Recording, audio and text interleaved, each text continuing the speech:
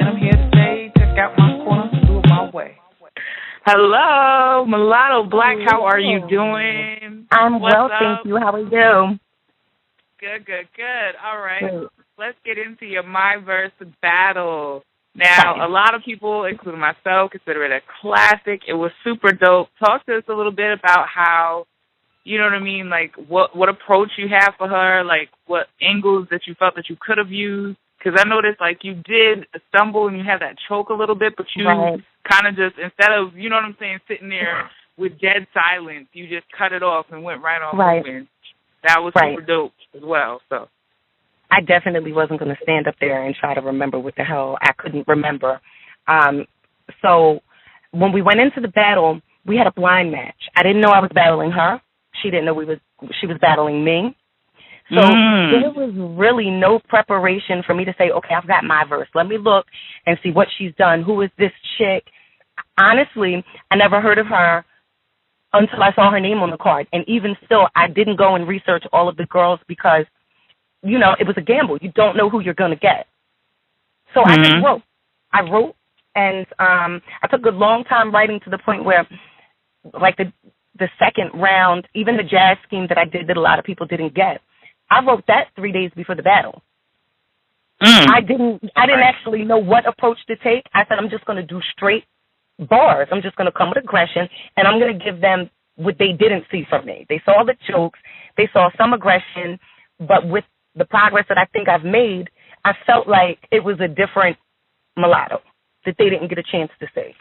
So I couldn't really prepare. I mean, all I could do was write and spit my shit. Yep, and it still came out good regardless. You know what I mean?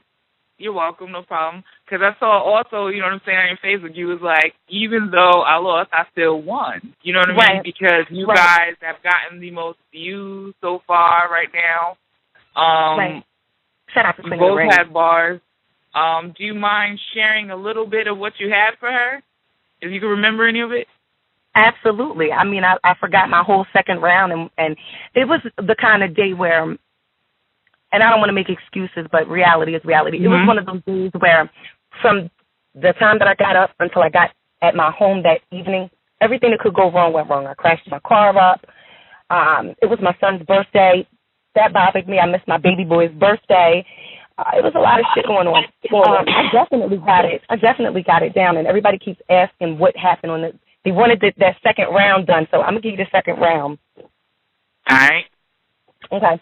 It was you nice, kind of, sort of. Potential. It's just mad decent. I said you nice. I kind of saw the potential. You mad? Decent. You make me want to. No usher. Come to where you and your man lay. Shaking cans, extending my arms like I'm giving y'all handshakes. I'm a go. Willer in this warfare. No grace. See, I make the fan wave. Bitches mad, I'm crack. Even my fan base, you light. A set of metafine, blood thin. I said I'm metafine, and since I'm meds to these fiends, get the meds to these scenes, because they going to need twin shots from these metal things. I got bars, you can't see me. Stevie, the eagle about the size of a seagull. Shit kick like Steven Seagal. When it ring, you gon' feel it in the air. Seagull, my squad pop, I follow up. That's a sequel. I ain't got no rag to wave. It's no Pablo. I tried to warn her about the mag. It'll show the time, though. It'll leave your leg dead, your spine crooked. That's Young Wobbles. And that wasn't a shot. That was a shout. A shot is telling that bitch to keep your twat out her mouth. Let's get to the bottom of this. Like deep pussy, you going to the bottom, you in deep pussy. See, soon as I stepped in the door, I eyed the hoe. I came from Jersey to muffle a ratchet. I eyed the hoe. These bitches gonna try to lie like I'm the hoe. That face shot make it hard to ID a hoe. That's only if I make it so that they can find a hoe. If I suit up, you'll do the running man. It's like a poll vote. If I'm on your back, run and pass with a gun in hand. Bitch better duck and hurdle, because that heat will fuck up her do and hers too. That was most of my second. I still missed a couple little lines in there, but that was most of my second. And I cut my third short also. Oh, wow. Wow. I wish you could have remembered that. Me too. Like the whole plate of everything. That was so dope. And that brings me to my next question. How do you feel now about the new trends in battling? Not to say they're super new for females to be punching, because females always have, but I see that they've been punching more often and more harder. I think that's so dope. You want to talk about that a little bit? Because I heard some stuff in there. I heard some punches up in there. Right. I hate to put anybody in a box or any group, and especially women, because you know I'm a woman and I'm riding for my ladies first and foremost in this business. But I think it comes down to when you look at so many battles and all you see is you fucked this one, this bitch looks like this, your hair is like that. It's everything but rap. You know, it's like having an argument in rap and making your words rhyme. It's like a girl fight. And I think the punching more becoming a trend is just more so women stepping outside the box and doing something different. We can definitely do the punches. We can definitely play with words and have metaphors. It doesn't have to be standing in front of your competitor and shredding them apart because they're a woman and it all being personal. Punch back. Crowds love it. Most crowds, I'm not going to say all of them, most crowds love the punches. And when you get that reaction, it makes you want to punch more. I started off not so much punching, and now I'm more of a puncher than I was when I began. Exactly. I think it's a good thing. And I think it's just going to continue to evolve, you know, and allow for us to, on some level, be recognized with our male counterparts and not just look like we get up there and we do the chick thing and we look cute or however we look and we say what we, and that's it. And I think it's a great evolution for us. Exactly. Same here, because it shows the dynamics to female battle rappers. Right. You know, just in general. To just come off of, just go up there and basically out-bar someone. Right. Definitely. And salute to Queen of the Ring for that one, and salute to you and Myverse for getting on. Absolutely. Round of applause for Queen of the Ring. Round of applause. Shout out. Jeez, they're doing it. All right, let's get into this thing. We got an MC correspondent on the line. We have Miss Novella. We're coming out of her corner talking to one of New Jersey's finest. MelatoBlack is in the building. I guess, Techmaster. So it's time to get into this great debate, man. Let's go. Yeah, you know what time it is. The great debate, player. The great debate is there a double standard in battle rap for females? Now, I'm going to go ahead and put that on the MC correspondent, Mr. Working Hard All Day and Night, the Mike Tyson of the battle rap game. Danny Myers is on the line, ladies and gentlemen. Round of applause for him. Pop it back up. What's good, man? What's good? Well, hey, I know you have something in on this whole thing, you know, because I know the missus does her thing in this battle rap thing. Is there a double standard, you know, as it relates to when you see women dropping dope bars? You kind of wonder, is that really their bars? Like, you understand what I'm saying? Is there a double standard? Yeah, hell yeah, it's a double standard. Like, if a female say some cold shit, especially some shit that like normally you would hear a dude say, then guys automatically question it. Like, I don't know if a girl wrote that. Like, somebody writing for her. So that's automatic. But a lot of times these girls be spitting better bars than the guys are. So maybe it's a little bit of jealousy on the guys' part. Like, damn, I can't believe I'm being outwrote and outsmarted by a female. Like, and then they just automatically start hating. Like, nah, nigga had to write that shit. So I don't know. I think it's still a double standard, but maybe over the years, it probably take another 2-3 years for that line to, you know, disappear and for females to be accepted as bar spitters. Because right now is everything is questionable.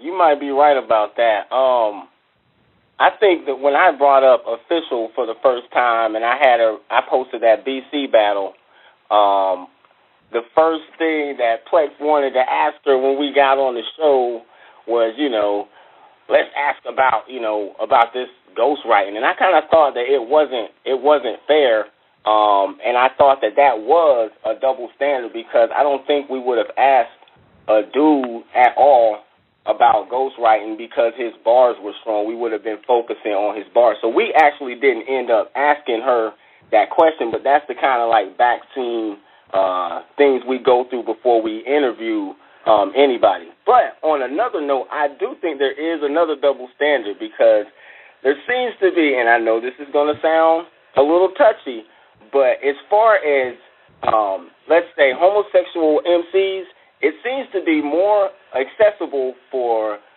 females than it is for males.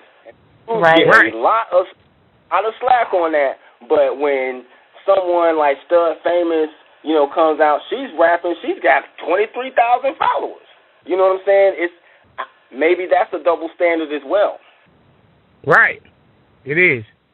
And just to add in with the double standard as far as females having bars, I mean, shit, a lot of these niggas is getting ghost rolled for. So, I mean, you know what I mean? Y'all want to question the females, but don't want to point the finger at yourself or your fellow peers who may be getting some assistance from other writers. So, I mean, they need to quit that shit, man. Leave these girls alone and let them spit. Let me just try to can I say something real quick? Even in the industry itself, outside of battle rap, you look at the women that have been the most successful. Now, granted, you have your exceptions. You have your Lauryn Hills. You have your Queen Latifahs. You have those ladies that can get up there and they can spit about life, heartache, pain, injustice, everything they've been through, and they're accepted. And then you get someone like a Bahamadia who's got fucking bars, and they give her no love because she's a lesbian, because she doesn't look feminine. You get someone like a Fox or a Kim or a Nicki who spit. They do spit, but you add that sexuality into it. You add that into the play. You add the femininity into it. They're okay. They get a pass. When so many women have gotten overlooked that had bars, they spit better than their male counterparts at the time and probably still do. And it's very unfair. And that's why, as far as myself, and I can only speak for me, I never jumped to the opportunities that I could have had if I took a different route as opposed to spitting the way that I spit. I could have gotten up there naked. I could have taken my clothes off. You could talk about, excuse my language, sucking and fucking and anything, and they love it. They love it. It's taboo. That's what they want to see. But you get a woman up there, respectful, carrying herself the right way, and spitting, and she doesn't get that same kind of love. Yeah, I get that, and you know what happens is they end up getting locked up because they didn't pay their taxes. Let's go to ATN. ATN, you're on the line, man. You're chiming right into the great debate. Is there a double standard in battle rap for females? Yikes, for real. Dang, I'm sitting here on the quiet side. I'm like, yo, I gotta push one. Anyway,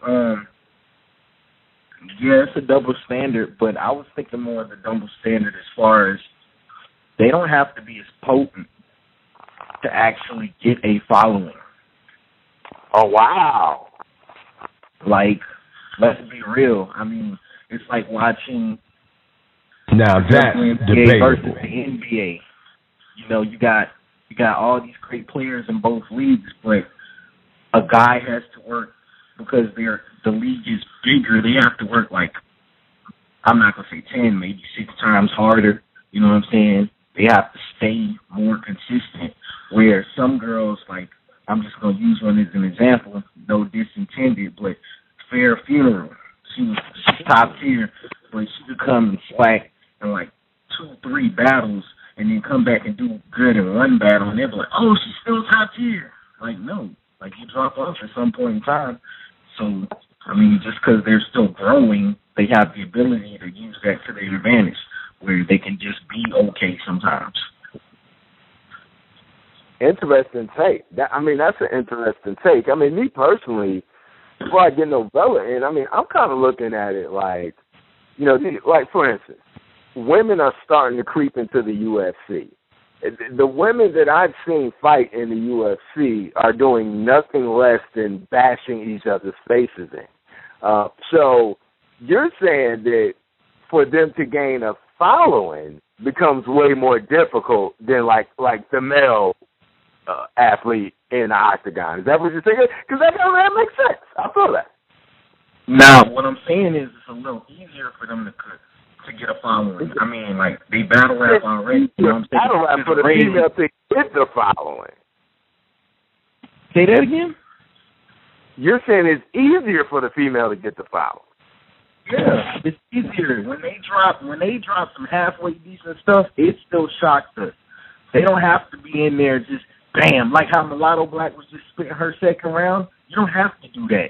Like for a female, you come in and drop a couple punches here, a couple punches there, still be entertaining and still get that same respect because there's less of them, but they still have that mainstream view that we're getting now. Like Queen of the Ring is branded, so once you step there and you drop some decent stuff, as long as you kill whoever's in front of you, you pretty much solidifying your spot is somebody to be in that ring.